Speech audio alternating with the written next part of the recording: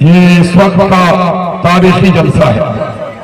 اس جلسے سے سیمانچل کی اس کی پٹی کی نئی سیاسی تاریخ کا آغاز ہونا ہے.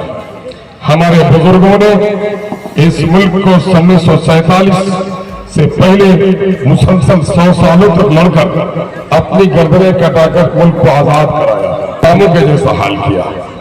سیمانچل سب سے خوشحال علاقہ تھا، دلی اور پٹنے کی بے ایمان سرکاروں نے اسے بدحال کر دیا. اس غم کی داستان کو میں نے آپ کو بار بار سنایا ہے.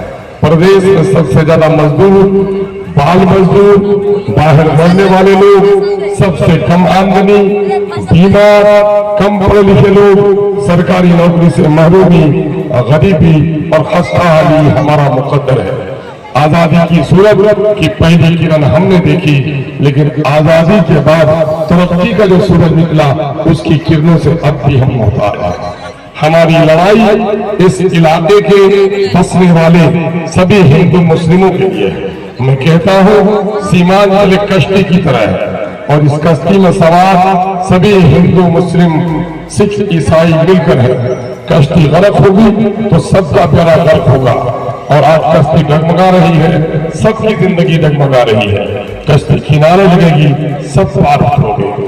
اس وقت کا میں تیسری بار آپ کے درمیان آیا ہوں اور اس وقت تذکرے کے طور پر 3 لوگوں کا تذکرہ ہو رہا ہے.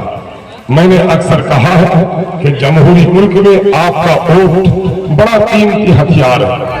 ہمارے بزرگوں نے اکثر اسے استعمال کیا. سرکار بنا دینی ہے، سرکار گرا دینی ہے.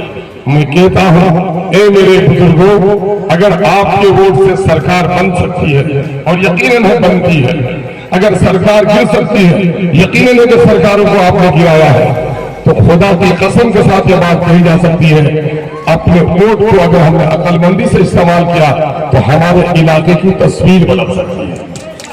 اور ہمارے علاقے کی تصویر ہی نہیں، ہمارے نسلوں کی تقدیر بدل سکتی ہے. اب کی بار سرکار بنانا، سرکار گرانا ہمارا دوسرا پہلو ہوگا، لیکن اب کی بار ہم نے قسمیں کھائی ہے کہ ہم اپنے ووٹ کے ذریعے سے سیمانچل کی تقدیر اور تصویر بدلیں گے انشاءاللہ العزیز. اور یقین ہے کہ ہم ان غلاموں کی طرح پارلیمنٹ میں جا کر کسی پارٹی کے سامنے سر جھکانے نہیں لگیں گے.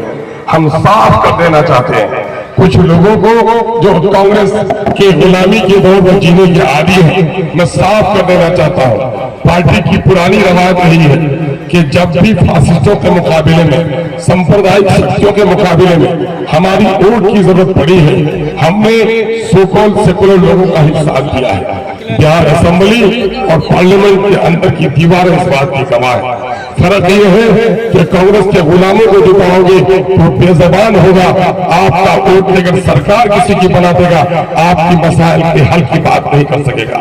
اور اختر الایمان کو جتاؤ گے تو بی جے پی اور فرقہ پرستوں کے بالمقابل جو بھی جماعت کھڑی ہوگی اختر الایمان کا ساتھ دے گا، لیکن آپ کے مسائل کو حل کروانے کی ترجمانی کرے گا. یاد ہے آپ کو مولانا اسداللہ قاسمی صاحب، آپ سب نے ووٹ دیا تھا، اختر الایمان نے قربانی دی تھی، لیکن جب ہماری شریعت پر حملہ ہوا اسی ظالم پارٹی نے ہمارے عالم دین کو بولنے نہیں دیا. یاد ہے آپ کو؟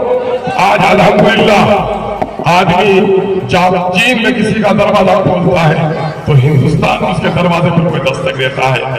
کل تک ہمارے پارلیمنٹ میں ہمارے عالم دین کو بولنے دیا.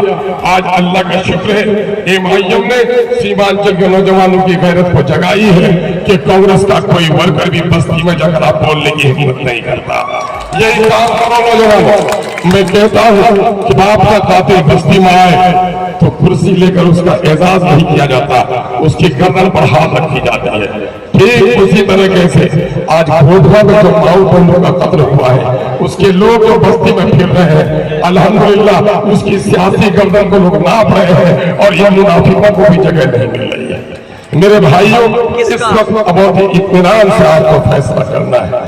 اس وقت بی جے پی بڑی اکثریت چاہتی ہے، چونکہ ہندوستان کے آئین میں भारत के संविधान में मुसलमानों को जो हुकूक दिए हैं, इन हुकूक को पामाल करना चाहता है, आइन को बदलना चाहता है। उसके लिए दो तिहाई बहुमत की वो कोशिश